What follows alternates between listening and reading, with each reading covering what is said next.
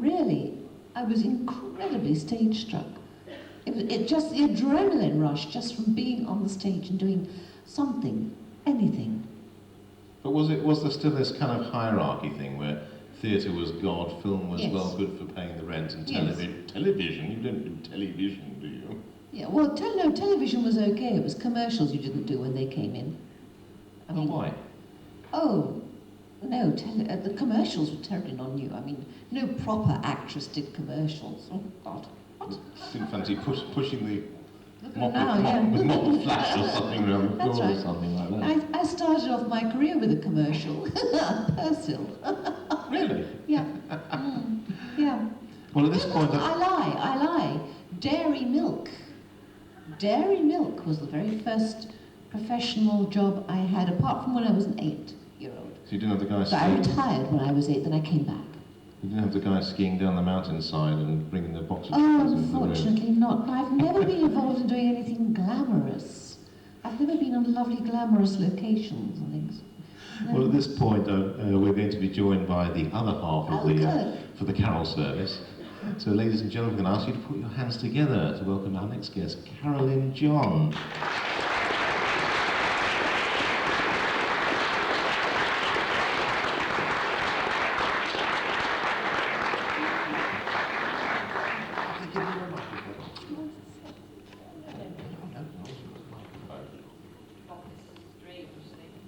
It's like being on Parky, isn't it? Well, try holding it close and see if it's broken. Hello? It's fine. Hi, everybody. I'm fascinated by what you were just saying Which bit did about you hear? commercials. Oh, yeah. It was absolutely, you didn't do them, No, did no, you? no, absolutely not. And now Sir Anthony Hopkins does it. Oh, everyone Does he does really it. need the money, I say? Well, as long as it's big. Let us do it. We do. We need it more than he does. So why this thing about commercials? I mean, Carolyn, I don't think I've ever seen you in a commercial. Have you? I've done one. Did one? And I did one last year, and it nearly stopped me acting for years. Because they make you out as though you're an absolute fool. As though, you have to say the line. What, the director? Yes. And they sent us, Geoffrey and I did one together. I don't even know the product. They wouldn't give me the script beforehand. Why? Because they wanted to be fresh. Spontaneous. And I had to say something terrible. It was about a washing powder again. Again. Personal. It wasn't personal. I don't know what it, and I can't even remember this terrible word they gave me, but it was a technical word that no housewife would ever use. And from 8 o'clock till 11:30, I had to keep saying this word. And then I said, look guys, no woman in her right senses dermatologically tested. It's been dermatologically tested, I can say it now. And they went into a great huddle. It's like, It was. well, it's like a political meeting, isn't it? Yes, but I mean the money they pay for these things, not to us, but the Exactly. money it costs them to do these And then they came back after half an hour and they said, no, you're quite right, which was quite an achievement, apparently. Oh. Did they ask you to join the team and write some for them?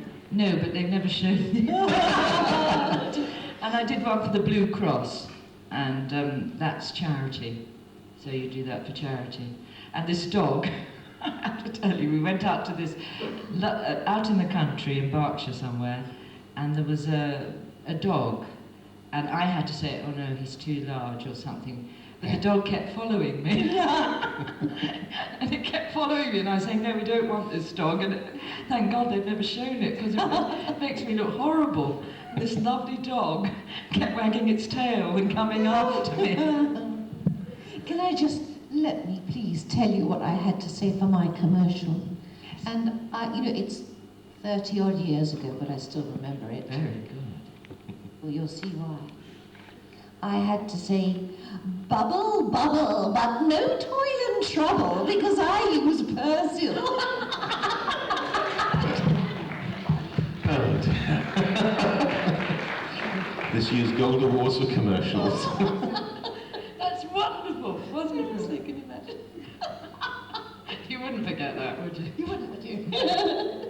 So what actually finally cracked the iceberg and said, I'm going to do a commercial then? Me? Yeah. Probably money, I should think. I can't remember. Well, I think big stars like Sir Laurence Olivier and people started doing them, and then you thought, oh well, then it's okay if we do them. I think that's where it started. Before it was a bit, you just didn't do them. It's like you don't walk on, which is always a shame, because if you could walk on and it wasn't a snub on you, you could sort of earn a steady living in between jobs. But if we put ourselves forward to do a walk-on part, then you'd never get an acting part ever again. And that's the way this business works, isn't it? And now people fight to do commercials. Everybody wants to do commercials. But do you get panic-stricken by the thought that they might dub my voice? And you might find someone else being you? I don't think I'd give a damn what they did if I got the money. I never get anything It's there. not art, is it? No. Well, I don't know. That's not true. The Isn't Ridley it- Scott ones. There are Some of them are fabulous. Yes. Actually. Some I are mean, fabulous. but they are very destroying, because you have to do it so many times, one line in a day, and you start to... Doesn't make sense after No. a while, does it? Just doesn't. And if you want to do it with a bit of... They don't like that. It's all right if you're Julie Waters, you can, but you can't if you're Or you. they want you to go so over the top, it's totally ridiculous. And you finish up looking like a fool. And you wouldn't want anybody to, watch it. No. Bringing back to the subject of dubbing, though, of course, both of you must have seen tapes of your own performances and things being dubbed Oh, in in foreign Arabic. language. I've seen one Well, I think, in yes, Arabic. specifically your turn in Arabic is quite... Oh, I know, I've never seen one. Have you not? No. It's very funny. Never seen one of yours? Okay. It's quite interesting. I'm told that people get quite fascinated to wonder who the person is that does them. And it's, I can't remember who it was says that. It was a great moment of my life, and it says, I'm the guy who dubs you in German. I think he was the person who did the German voice of Roger Moore or something for James Bond, and he says, you look totally unlike me. And just wondered whether you'd ever worried about, ever seeing yourself done in Once Arabic. you've done and thought, The only thing that's ever worried me is like in Turkey, where everyone's in full purd or whatever it is, and they suddenly see you running around the screen in a short miniskirt and boots. Oh, yeah. And that does worry me, that it's sort of, I think, oh, what a funny juxtaposition between what they believe and what they're seeing on the screen, and Yeah. does it offend people? Well, I suppose if it did, they wouldn't show it. Wouldn't be allowed to show it. But you've not had any fatwas declared against you. I may never get into Turkey. Have to go in with the full rigmarole on. Because at the time when you started in Doctor Who, Carol, it was still very much the sort of 60s, almost pre-Beatnik, well, probably was Beatnik generation, but not Beatles generation, if that's what you mean. And a lot of your outfits, hairstyles and things were very much that kind of Soho London image of the early 60s and such. Well, Vidal Sassoon created that hairstyle for me. I mean, that radically changed the look of young women at the time, This really quite severe cut. But how do, because that's unlike your usual BBC trainee makeup assistant doing this job, to get Vidal Sassoon to create a hairstyle, that's quite an achievement. I just wonder how I that don't came know, about. Vidal Sassoon was not then what he is now, of course. I mean, he was a really good hairdresser and well respected, but basically just another good hairdresser. He wasn't the god of hairdressing that he is now. But you still brought in as an external person to come and Yeah. create this image. Mm. I used to go there they used to open up especially early for me, so I could go there before I went to the studios. So it was every week. BBC paid, yeah. Wow. Wow. Did you have that, Carolyn? No.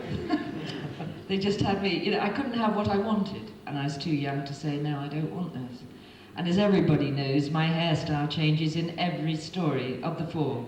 I think the last two, it was roughly the same. But this screwed up, very severe, for Spearhead from Space. And then it got down a little bit for the next one, and by the time we got to Ambassadors, I had it normal. So what was the story then behind your incredibly It depended with transforming each hair? director. They didn't, and because there's a changeover of producers at that time. Because what would you have said was you at that time? What was I Cameron think John there's a like when you met photograph him? with me in the car, isn't there? A sort of publicity photograph, and it's a little bit wild, like you'd be allowed to have today, but you weren't allowed to have that. Everything had to be set with masses of lacquer. And I hated that because it didn't seem natural to me. It was all set and very hard. It was like candy floss. And used to drive me mad, and you'd have to sit there for 2 hours while they straightened it, because mine's naturally very curly. So, and then in the end I had a wig for the outdoor scenes, because if I didn't and it was misty, my hair would go crinkly. I got a tiny photo somewhere of Roy Scammell, who was my stand-in stuntman. And we both got these terrible wigs with this enormous white hat on. It was quite funny. Isn't Roy Scammell like about sort of 6'9" and built like a... I hope I got the right one. I don't think it was that big. Well, for a long shot it would look all I right. tried to imagine him looking like you, and it's just not working for me so far. Why did you have a male stand-in? Because they had to do quite a few acrobatics and Stunty things. things. Yeah. I I think it was running along Marlow Weir, which didn't look at all unsafe on the screen, but was so slippery. Had a tiny rail on one side. It was very scary. And I had to do the run, but he did the flip over.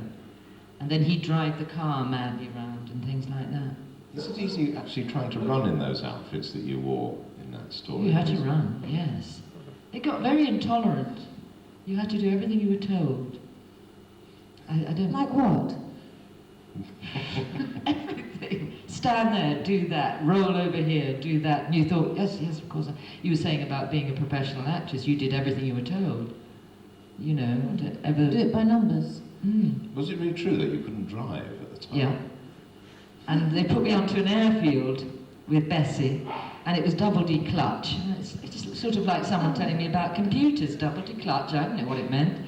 And I knew eventually how to get it going, but I didn't quite know how to stop it. There was the cameraman there, Like me skiing. Well, I just thought, well, if you get to the end of the airfield, you just do a big arc and come back up again. And then we had to stop, and I thought, well, I'll try this one. And they got, I'm sorry, but it was quite funny, because I didn't know, I wasn't aware how dangerous it was. But the cameraman was pretty green when he got out. Because were they actually on the car with you, or were they sort of pacing you Yeah, in no, a no, he was in a on the different car. They vehicle? were all in the car with me. Oops. But not as, the worst thing was when I did Wish Me Luck with Trevor Peacock. Oh, Trevor. And he was the head of the resistance, and I was his femme, his wife. And we had to escape from this village in this car that was all set up to have bullets in it. They do that special effects. But it also had to blow up as soon as we got off. And it was a real 1940 car. And as we got in, Trevor said, there's no brake, just the hand brake, because the foot brake doesn't work. So I said, I'll look after that, you drive. And we were going towards this is on the take, because you could only do it once. I said, Trevor, you're going towards that brick wall. He said, I know, darling, I haven't got my glasses on. And then we went downhill, and I had to say, to the left. No, Trevor, to the left. No, to the right, right. And we did stop with me pulling this very old, it was like on an aeroplane, brake. You had to squeeze the top and pull. And then out we got, and then the whole thing blew up. So Was it supposed to? scary. What? Was it supposed to blow up? Mm-hmm. Yeah. But we just had to do it, and it's, very expensive if you have to redo that take, because they have to set the whole thing up again, and the car Did has... they have an alternative car? No. So you couldn't do it? No. Quick respray. Do you ever regret, did you do much outdoor work in television? Because at a time when you were really coming on stream, a lot of television was still very much confined to the studios, and you were lucky if you No, we were 10 down to minutes the worth studios. of exteriors. Boiling Hot Lime Grove Studios, or not so Boiling Hot Television Centre Studios. No, we did, my last one was done on the Thames riverbank, near the power station. I think that was my only OB. It was a very ripe day, as somebody described it, with the river at low tide. Very It wasn't- pongy. Were you there the day that they put that poor guy into the Dalek suit and shoved him into the water and Yes. pulled him out? Not nice. Glad it wasn't me. How did he feel about it? Well, he was lucky to be working. He was an actor. You know, when you're an actor, you do anything. You do anything. Still do. It's all, no, you said you were more choosy now. I always think I will be, but I suddenly find myself doing things I really think, God, what am I doing here? I'm a mother of 3 and I'm still doing this silly Yes. game. Do you both find, though, in both cases, you've almost invariably placed people who are younger than, or people that look, or cast as being remarkably younger than yourselves? You don't know how old Yeah. I am, I never tell anybody. Everybody knows how old I am. It's all catalogued. Oh, really? Oh, no, I managed to keep Within that a couple of quiet. years. How do you do that? Yes. Yeah, but I mean, look, it's what, 35 years since I did it. So you've only got to do your sums, and that makes me already quite ancient, even if they think I was actually 15 when I was doing it, which I wasn't. So I'm Well, not you just look quite bloody ancient, marvellous, I'm doesn't she? very Great. ancient. You really Oh, do. yeah. God, you're meant to agree with me, you silly. They're gobsmacked by these 2 women having a good old gossip. But did you got an image, Carolyn, of the type of actress that you fancied yourself as being when you started coming into the business? What? No, I just wanted to play other people. I still am a bit phased out because I went to Central and you have to find your character. I now know that actually if you do it, the character comes. It's a different way around. But no, I never thought I would. I actually, before I went to the National Theatre, I'd never played what was called a juvenile. I'd always played a character role. And I went and did my first role there, and she was the young girl in it, and I didn't know how to do it, which is really start from yourself. So it's taken me years and years to learn that. Was that sort of the line that you followed, that you developed down a character path? And as opposed to, say, Carol Ann, who you wanted to go with the glamour, the dancing, the very much limelight? Well, no, it's not a question of wanting to go. It's just that I happened to start that way. I mean, I happened to start by going to dance classes and things. And, I mean, when you have to be versatile, you had to be then anyway, I think you do even more so now. And I did everything. I danced and I sang and Wonderful. acted, so I did musicals. But, I mean, I prefer to do straight acting, although there's nothing quite as wonderful as that moment where you've got the orchestra tuning up. Have you done a musical? No, I've just done Panto and I've done a Brecht, but I envy you. Different. Very. I say to people I can put over a number if it's sort of Brecht, but I really envy you because I haven't got a proper singing voice. And that moment when the orchestra's tuning up before the curtain goes up, and It's a buzz. the audience is shuffling around. You can hear it in your dressing room. It's just incredible. So Makes me tingle now. with the exception of washing powder commercials, what would you say were the most bizarre roles that you'd ever been asked to do, apart from period Doctor Who? I had a fairly bizarre one, in as much as it was originally Russian. It was Mother, which was translated into English by Ted Willis. And I played the part of a young girl whose job is to take leaflets around. And the only way she could do this without being exposed was to have them wrapped all around her body. So I started off the role looking like Tweedledum and Tweedledee. Very, very fat. And as the play progressed, I got thinner and thinner and thinner because I was distributing my leaflets to everyone. How did So that was very strange. And how did you actually distribute the leaflet? I mean, Pick them up. They never showed that. what about you, Carolyn? What's the most bizarre? Every character seems bizarre when I look at it. I think one of the most bizarre moments was when I was doing a radio and somebody who was at least 20 years older than me was playing my daughter because I was the mother, because my voice is deep and hers was light. I don't think they do that anymore, but it was weird saying to this old woman all the things you say to your daughter because it did seem weird. I mean, that really was a bit strange. And she had this very young, very light voice.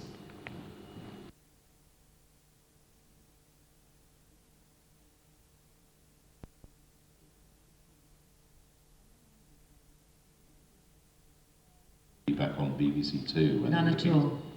Anna Langley rang me up and said, you know you're going on television. Or I was in a tour of The Master Builder, and it was at Poole, and Alan came to see it, who used to run Blue Box convention down in Southampton. And he said, oh, they're going to do your things again. And I said, oh, don't be daft. Nobody tells me anything. They don't. Not that we're the last people to You know, know. after the event Hmm. that you were on, but never in advance. Even when you've done something like last year, they don't tell you. You look in the Radio TV Times. It's only a courtesy, they say, if we let you know. I do think in the last 15 years, directors, designers, lighting designers, the technical people, the producers get more limelight than the actors. I don't know if you'd found that. Yes, That I think before, you're if you saw a poster for any show you were in, they had the actors on the poster. Now they don't, unless it's someone really very famous. Have you noticed the credits zoom by now Mm. until you get to the technical people? When you saw the repeats of Doctor Who, you see just a few credits and given time so we can all read it. Now we go down to best boy, gaffer, all that. The caterers, the drivers.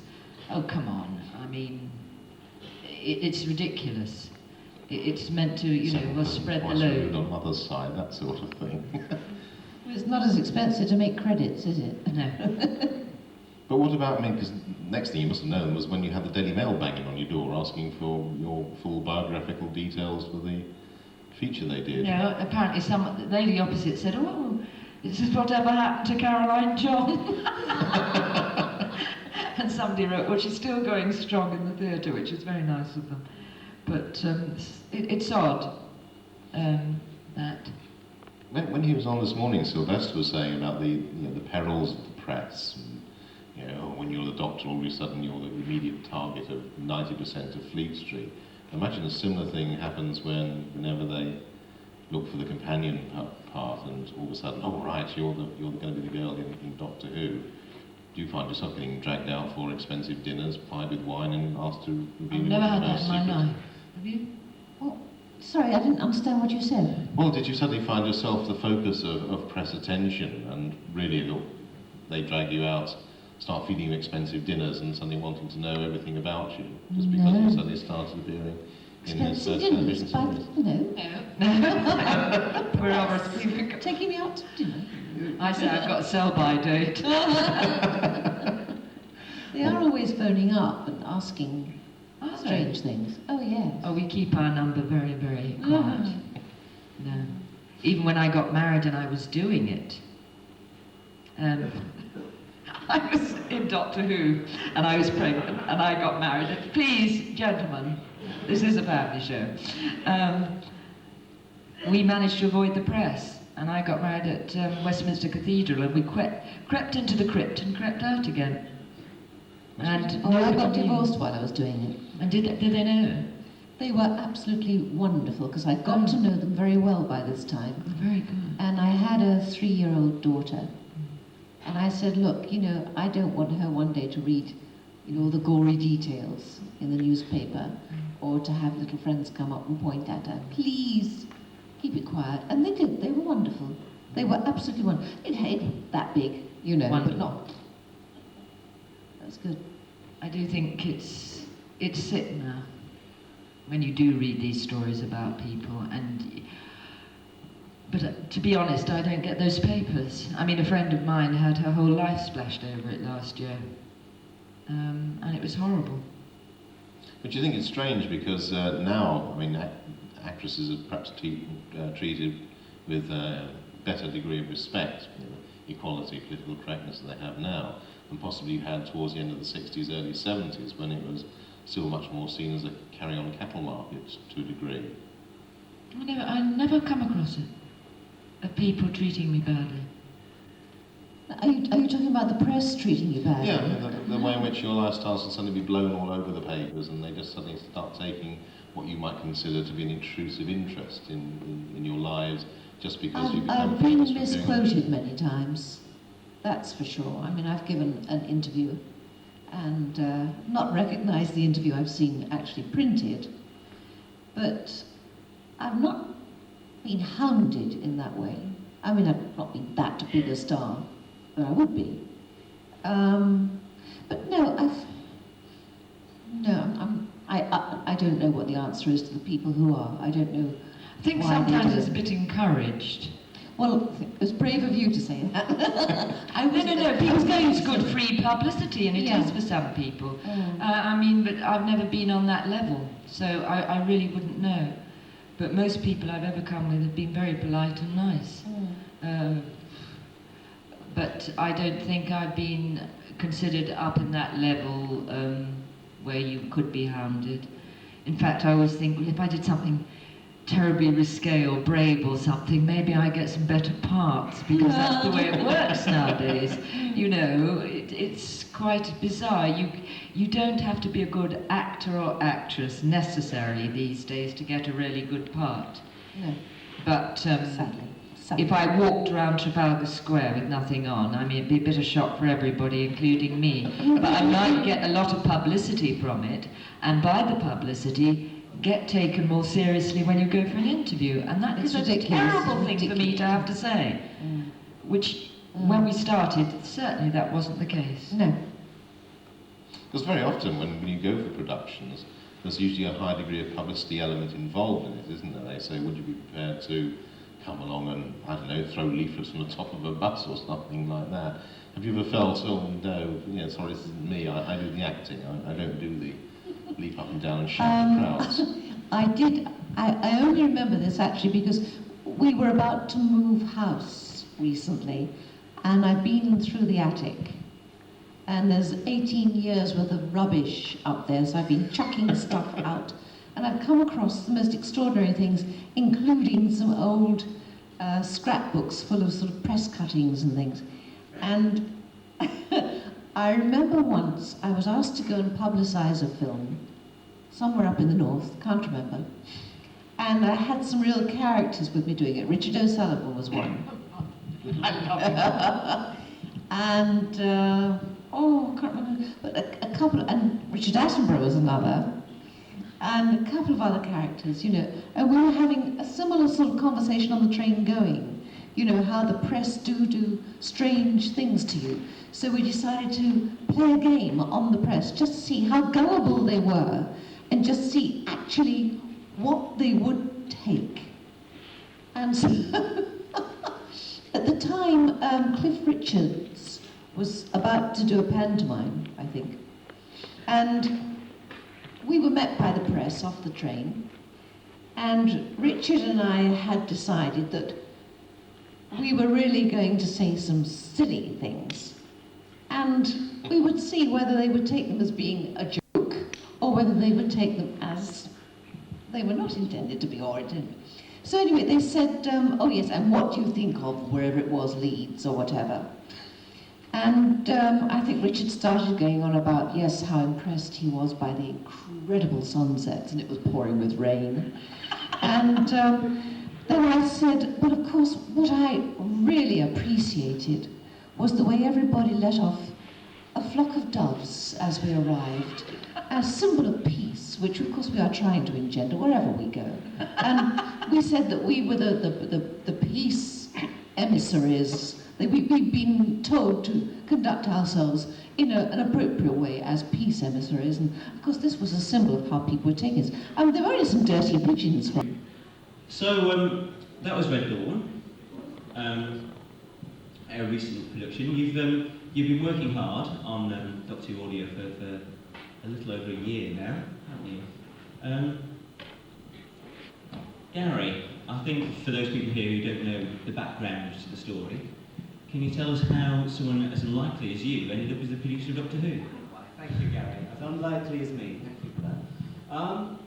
What happened was, many, many years ago, myself and Nick Briggs and Bill Baggs and Jim Mortimer and Andy Lane and people like that, we all were involved with a group called Audio Visuals, which Bill started many, many years ago, which was a series of amateur Doctor Who audio-based, totally unofficial, thoroughly illegal, and enormous fun.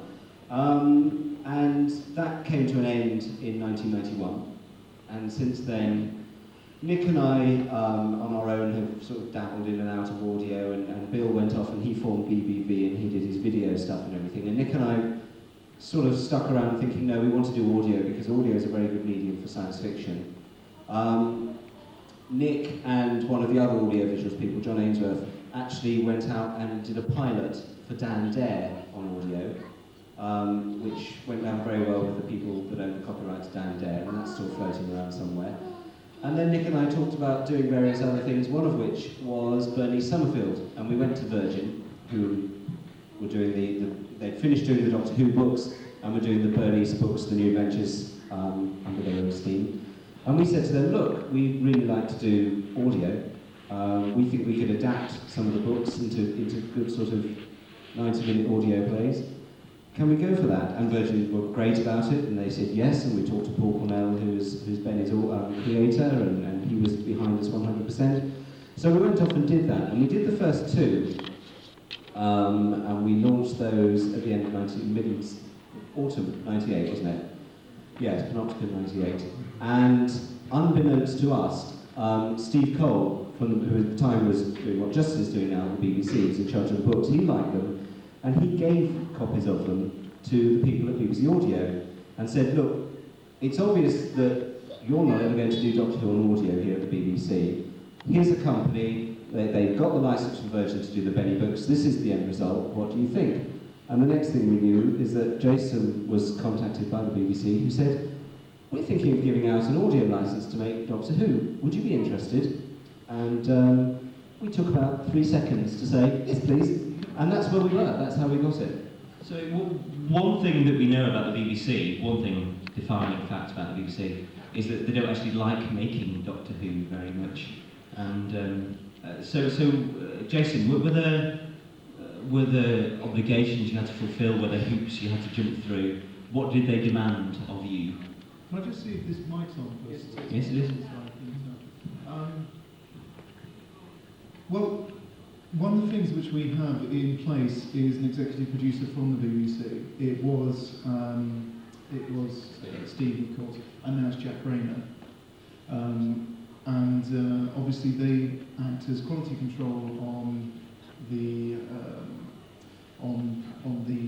stories themselves. But also more than that, we can't go out and put whatever we like on the cover. All the covers, for example, are cleared at the BBC by Lisa. Yeah. And all the contents are basically, I mean, we couldn't go out and do something which was in any way pornographic or had huge swear words in or anything like that. Not that we want to, but we wouldn't do that because it would be against the ethos of Doctor Who. They were very keen, really, yeah. But we kept within the letter of Doctor Who. We could push the boundaries now and again, but what they wanted was to give out a license that said, we're not making Doctor Who on TV, we're not making a Doctor Who movie. It would be nice if there was some new Doctor Who out there. Audio is a very good medium for it, and basically they didn't want to do it. They didn't have the resources to do it. It's you know, it takes up a lot of time and effort, and they didn't really want it. They were quite happy to farm it out to another company. The only, apart from wanting the control over the clearance of the scripts and things like that through Steve and then Jack, the one thing they stipulated right from the word go was that we could not regenerate the Doctor. We were restricted. They didn't mind. There was never any question about what we might do with the first 8 Doctors. We could play around with them and do what we wanted, but we could not have a 9th Doctor. We were not able to, as far as they were concerned, Paul McGann was the current Doctor, and that had to stay. We couldn't do anything further into the future.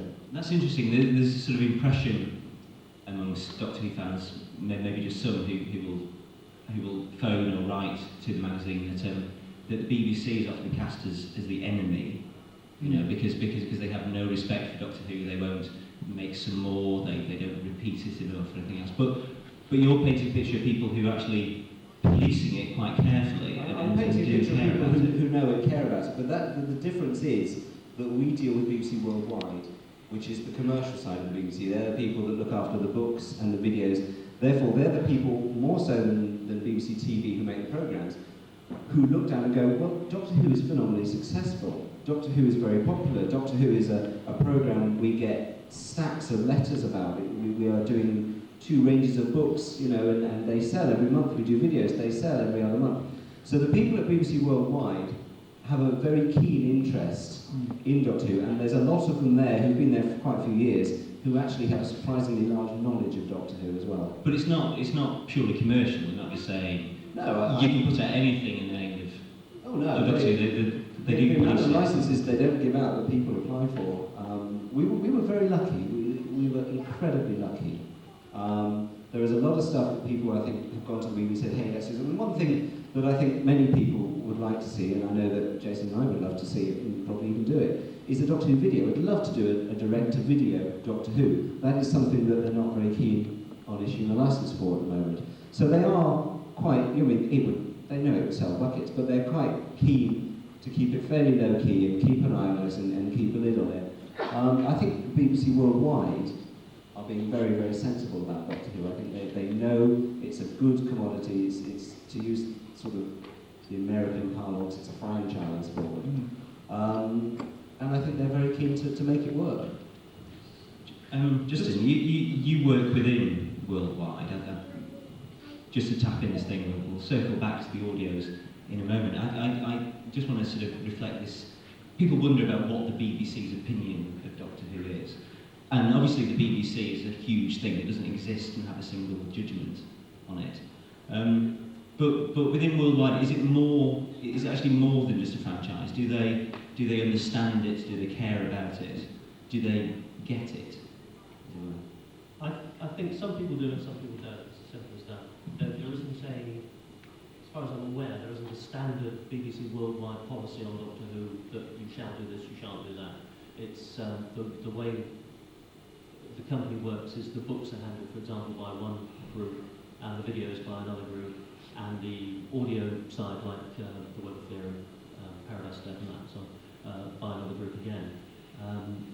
As far as I'm aware, the only level of contact between these, now that Steve has moved on, because he for a while was in charge of everything Who, if you like, is really that each group talks to the other to get information. So Jack Rayner, for example, provides support finding photos for the video covers, and they sometimes come to me and ask me what I think, but not very often. I don't know to a large extent. I don't actually work for BBC Worldwide in the building. I'm freelance. They employ me as a consultant, so I go in about once a month if I have to, and everything else I do remotely. I do from home. So as far as the day-to-day workings go, I don't honestly know. The impression I get is that Doctor Who is seen as... If that's Bunny Weber, I'm not in. I don't know if it is. Oh, he's dead. Sorry. The impression I get is that from the business side, as long as Doctor Who makes money, then they're happy for it to continue, and there is a drive to make money. It's a commercial organisation, after all. But there's a lot of people, as Gary says, who've been there a long time, and there's a lot of affection for it simply because it's a product, it's a brand that's been around for a long time. If it came back big time, I'm not sure they quite know what to do with it. But while it's there and it sort of ticks over, it's like a favourite relative that you sort of put up with, and sometimes you enjoy it, but sometimes they're a bit of a pain because there's work involved. It's that sort of relationship. So one thing. Okay. There's all these people working at BBC Worldwide. So they invite talented and able fans who understand the material and say, you will look after this. So in a sense, everybody benefits. Doctor Who fans who are buying the books, are buying the audio, benefit. I mean, maybe talking rubbish before. How many of you, when maybe you read it first in Gallifrey Guardian, Doctor Who magazine, oh, lights as well. You're the focus of our attention now. When you first read about it, went, oh, Doctor Who on audio, I'm not so sure about that. How many, honestly, say yes now? See, you're not so sure. How many people who've listened to this stuff think it's great? Oh. There you go, it works quite well. Oh, now there's some people who haven't put their hand Oh yeah. Right. Who didn't put their hands up? No, be honest. Go. We'll find out why you don't like it.